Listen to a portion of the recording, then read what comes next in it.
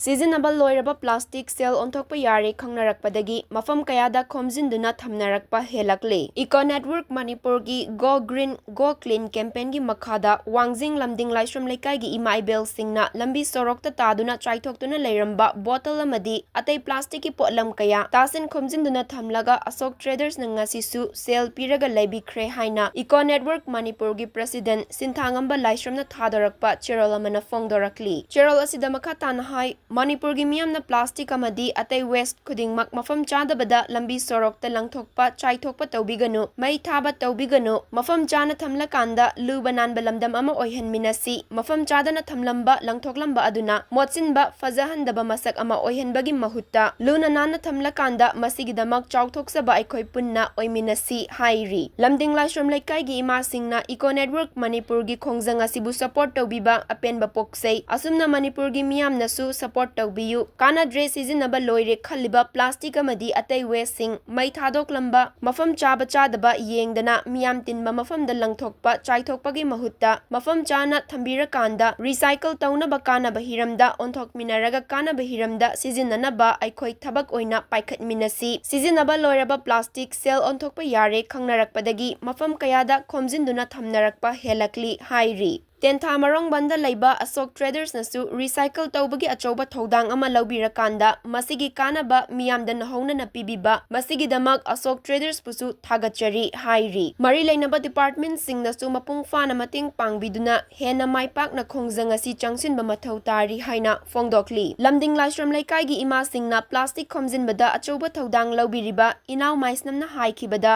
lambi sorokta chaithoktuna taraga leiriba mayam asi khunjinbiyu Haujikti sale onthokpa yarabanina amot akaisu sengdokpa oina masina miyam gisu afaba oire khomjiliba tasiliba asi sale loina ole miyam su khangjinbiyu afaba thabak ama oina tawrakpanina amot akai lambi sorokta langthokpiranu khomjinbiyu aikhoisu khangjaramde social media da TV da khabar da miyamna khomjinba ubadagi khunjabani haiki Network Manipur gi Go Green Go Clean campaign gi makhada ngasisu Wangjing lamding laishram lekai gi imaibel singna lambi sorokta taduna leiramba plastic bottle amadi atei plastic ki polam kya tasin Khomjinduna thamlaga Asok Traders na sen piraga bebi bagi adu ngasisu tanjadu chathajabani asumna Manipur gi Meeyamna mafam chadana thamba plastic atei waste makhal khudimak ki waste sing akoi lambi sorokta Meeyam tinfamda langthokpa chaithokpa tawbiganu mai thaba tawbiganu mafam chana thammakanda lunanba lamdamu oihanminasi akoi mosanba amadi maduna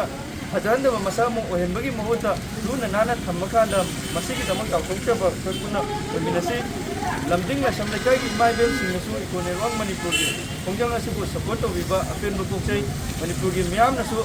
kanadre khaliba sinaba loire khaliba posing koi mai thadokpa adu hekta langthomba mafam chai chadi yengdana miyam ti mafamda langthompa chai thompa tawbibagi mahuta mafam chana thambirakanda recycle tawnanaba kanaba hiramna sinanaba masi koi thabo oina paikhat minasi plastic akoi sale onthokpa yare khungbadagi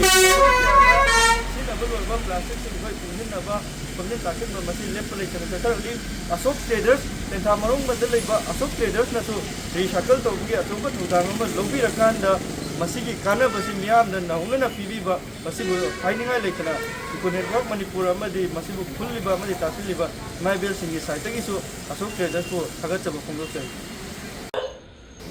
Bisa kari ko ni khau mana loina khamjan yo bisa kari da bayam sujuna raja ko bedegi hatuja bane bayam na je ya momo lakai su na je paisa tu ola bani na mayam jo bane la je ola tu ya ola bani ko bayam ni